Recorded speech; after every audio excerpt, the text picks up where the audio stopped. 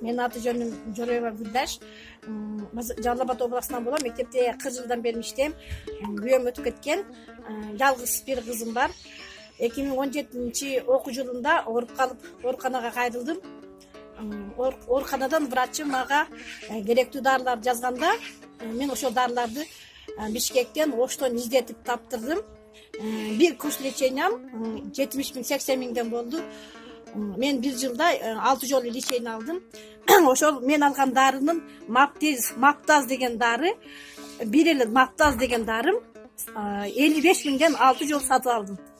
6 жол лечение алдым. Акыры топтолгон акчам жетпей калгандыгына байланыштуу жакында YouTube каналынан Азамат Байматов деген жигитти таап, ошого жардам сурап кайрылдым. Мен алган дары ошол Индия мамлекетинен чыгат экен.